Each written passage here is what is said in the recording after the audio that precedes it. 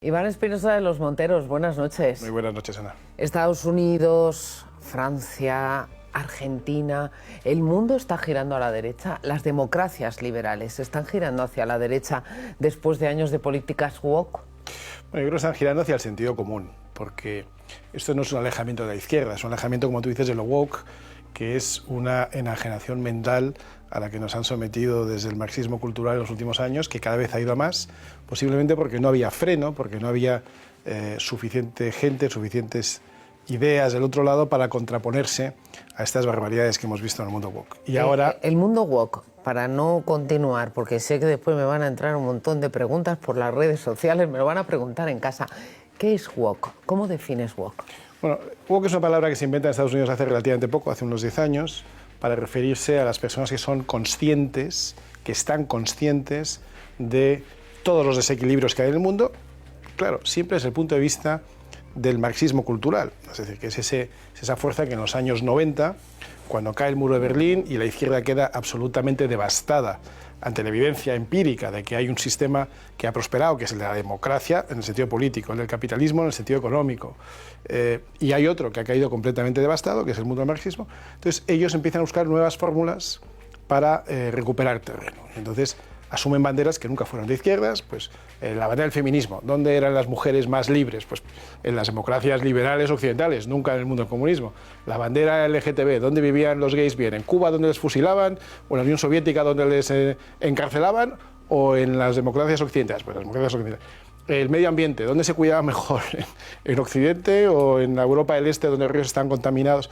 En fin, van tomando todas estas banderas y las van asimilando de una manera mucho más radicalizada a su visión. Y lo llevan a la dinámica de la lucha de clases marxista y enfrentan a hombres con mujeres. A la vista de que el materialismo dialéctico, es decir, la lucha entre el capitalista explotador y el obrero explotado, no triunfa en Europa, porque el gran invento es la clase media, donde la gente no se siente ni de un extremo ni de otro, buscan otra manera de confrontar. Ciudad contra campo, hombres contra mujeres, gays contra heteros, y así constantemente, ¿no?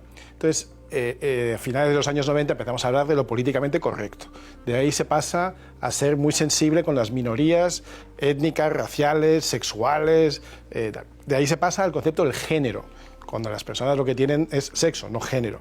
De ahí se pasa a... Bueno, entonces todas estas políticas que van avanzando en el mal sentido, pero que se van incorporando a nuestro quehacer diario, donde la derecha no contesta, no reacciona, no ofrece otro contexto cultural para hacer frente a esta barbaridad, todo eso es el mundo woke. Eso en Estados Unidos empieza a coger mucha fuerza con Obama, sobre todo en su segundo mandato, y ya en la época de Biden, y no digamos con la candidata que había hasta ahora, Kamala Harris, que estaba constantemente diciendo que lo que hay que hacer en la vida es woke, lo que hay que hacer en la vida es woke. Bueno, en Estados Unidos había una reacción muy clara. Trump empezó hace 8 años, y yo creo que ahora va a rematar o va a intentar acabar con esa hegemonía cultural, y esto tiene reverberaciones en muchos sitios, pues en Argentina, como decías, en Italia. Yo creo que en toda Europa hay una tendencia a volver al sentido común, ya no digo la derecha, al sentido común. Pero entonces no son los gobernantes los que han dicho hasta aquí hemos llegado, han sido los ciudadanos. Claro, sí, yo creo que las cosas se mueven según la ley del péndulo, ¿no? Sí. Pues nos han llevado... No sé si nos hemos ido al otro extremo. No, o sea, nos hemos ido a un extremo absolutamente irracional, alocado, insensato, que además va contra la propia naturaleza del ser humano, ¿no? En España, desde hace 20 años, lo estamos viendo en muchas cosas, por ejemplo, las leyes de género, que son una absoluta aberración. Ojo, en los últimos 20 años no ha gobernado solo la izquierda. Seguimos siendo el único país del mundo que tiene una legislación para hombres distinta de una legislación para mujeres. Eso no existe en ningún sitio. En todas partes existen los agravantes por cuestión de fuerza o de nocturnidad o de lo que sea, y también los eximentes por lo que sea. Pero no existe un juego legislativo con unos juzgados específicos y un tratamiento distinto para hombres o para mujeres. Eso no existe en ningún sitio del mundo, solo en España. La gente que te dijera que vamos a imponer un sistema legislativo distinto para inmigrantes. Y dice, ¿pero por qué? Hombre, porque los inmigrantes delinquen más. Entonces tenemos que tener un sistema específico para ellos. Sería un escándalo, sería racista, sería... Y sin embargo, en España hemos aceptado con total naturalidad la teoría del género, según la cual al hombre se puede juzgar de manera distinta que a la mujer, después de 2000 años de derecho romano, según el cual todos éramos iguales ante la ley. Estas cosas, estos extremos a los que se han llegado en todo el mundo, poco a poco van volviendo, digamos, a un punto más razonable y más sensato. O sea, que no es una cuestión solo de economía, porque hemos partido del aniversario de Milei, de su victoria en las elecciones en Argentina. Es verdad que el país se ha empobrecido de una manera alarmante.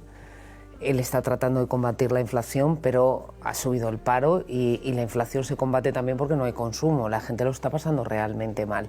Esa dieta de motosierra, como él dice, está siendo realmente dura. Pero él llega al poder al grito de libertad. Eso es lo que están buscando los ciudadanos. Bueno, claro, porque todo ¿Es un esto, punto de no retorno? Todo esto es lo más parecido a una dictadura del marxismo, ¿no? Que te dicen las cosas que puedes decir y las que no, las cosas que puedes pensar y las que no. Tú piensas las leyes que hemos aprobado en España, insisto, que no ha gobernado solo la izquierda, la ley de memoria histórica, que te dice que tú solo puedes interpretar la historia de una cierta manera. La ley ahora de memoria democrática, que puedes acabar en la cárcel porque digas cosas que sucedieron en una época y las narres tal cual. No hay libertad de cátedra. Los profesores ni en la universidad ni en los institutos pueden hablar en libertad. No hay libertad de expresión o se va limitando. No es que no haya, se va limitando. Por supuesto, la toma de control de todos los medios de comunicación públicos y privados por parte de la izquierda, esta casa es una excepción, pero es la excepción. Habrá alguna más, pero muy pocas más. Eso es parte de todo este procedimiento ante la cual la gente se rebela. Se empezó rebelando hace 8 años con la victoria de Trump, con el Brexit en Inglaterra, con la derrota de las propuestas en Colombia del entonces presidente Santos, que pretendía pasar al bando de los buenos, a los antiguos terroristas. Es decir, la gente acaba reaccionando. Se tarda, porque esto es como lo de la rana, ¿no? Que si la pone en agua hirviendo salta y se escapa.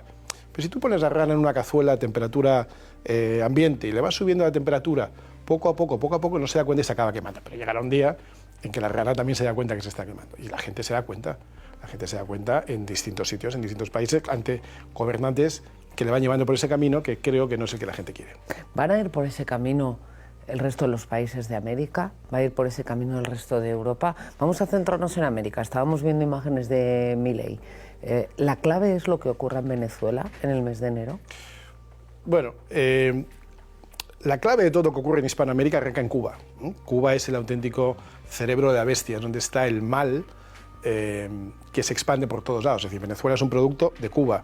La revolución que hubo, lo llamo revolución, pero en fin, las revueltas que hubo en la calle en Chile hace unos años que acabaron con el gobierno y generaron una nueva constituyente, fue la inteligencia cubana. Toda la fuerza de Gustavo Petro en Colombia se basa en la inteligencia cubana. Es decir, todo lo malo que sucede en Hispanoamérica procede de Cuba. Y luego hay sitios donde la resistencia surge de manera muy notable. Entonces, Argentina es un caso. Es decir, Argentina es una nación donde se va a producir se está produciendo un experimento en el que más nos vale a todos que salga bien, porque se están aplicando las recetas adecuadas en materia económica que pueden generar algunos contratiempos a corto plazo, pero que son las correctas, las pero medidas es una correctas. dieta muy extrema, ¿eh? Pero si uno mira lo que pasó en la Inglaterra de los años 80, y se nos olvida que Reino Unido era un país en depresión, era un país que estaba sin crecimiento, era un país gris. Cuando lo coge Margaret Thatcher en el año 80, pues lo somete a una dieta que al principio, cuando tú vas a medicina, es desagradable. Y tardas un par de años en empezar a ver los resultados. Pero una vez que ves los resultados, el crecimiento es exponencial. Un poco lo que pasó con Reagan también en el año 80. Se nos olvida que en Estados Unidos del año 76 al 80, de Jimmy Carter, que provenía también de la depresión propia de haber perdido en Vietnam, haber visto a un presidente imputado dimitir, haber tenido la crisis de los rehenes en Irán, tener la moral nacional por los suelos. Bueno, pues todo eso se le dio la vuelta con un gobierno, el de Reagan, que empezó con medidas que parecían duras para la época, pero al cabo de 8 años la década había cambiado por completo y Estados Unidos era de nuevo la potencia mundial que había sido. Pues eso es lo que va a pasar en Argentina si se le permite y si se le da el plazo suficiente y no sucede nada.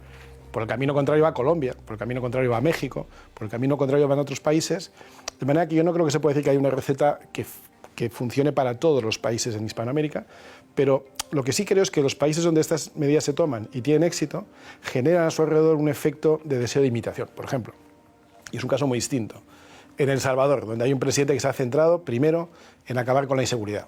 Y ya ha sido, San Salvador ha pasado a ser la ciudad más peligrosa del mundo a la más segura de Hispanoamérica, en cuestión de pocos años, ¿no? Con medidas muy controvertidas, muy discutidas por la izquierda, lo que sea. Pero eso está generando ya un efecto en el perímetro, en los países de su entorno, no en Nicaragua, porque está bajo una dictadura sandinista, pero en los demás países, un efecto imitación y hay mucha gente que ahora quiere ser como Bukele, aunque sea solo en ese aspecto, ¿no? Entonces, lo que digo es que es necesario que estas políticas en economía, en seguridad y en sentido común triunfen para que se vayan expandiendo por el resto de la región. Te preguntaba por Venezuela porque parece que nuestro gobierno tiene muchos intereses allí. El expresidente Zapatero y también el gobierno actual, que a medida que Aldama vaya sacando papelitos nos iremos enterando de cuál es realmente la dimensión de nuestros intereses. El que Venezuela, triunfe la oposición democrática, que es la que ha ganado las elecciones, ¿va a tener un impacto aquí en España? Bueno, España, por desgracia, ha perdido su posición de liderazgo y de ser un país de referencia en lo que sucedía en Hispanoamérica y muy concretamente en Venezuela. Yo tuve ocasión hace 5 años de estar hablando con el Departamento de Estado, es decir, el Ministerio de Asuntos Exteriores de Estados Unidos, en la primera época de Trump, y lo que me decían es España no es un socio fiable, porque para Venezuela, que llevamos años, o muchos países llevan años buscando soluciones democráticas y sobre todo soluciones que acaben con la dictadura que están sufriendo, España hubiera podido jugar un papel de liderazgo. Ya hace 5 años nos decían que España no era un país fiable.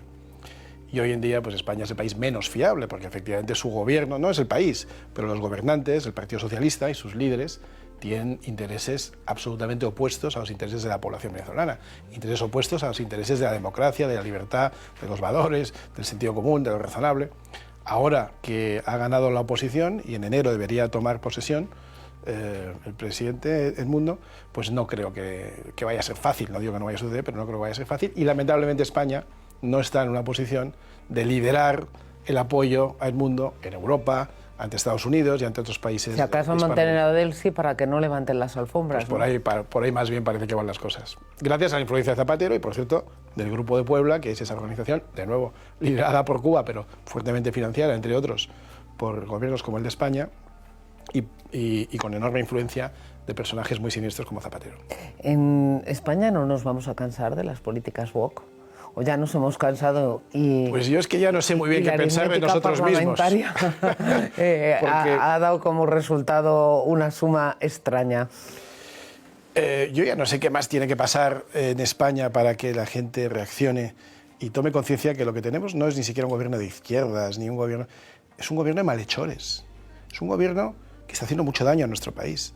Y el conjunto de los últimos 20 años, Ana, han sido 20 años perdidos, 2 décadas perdidas.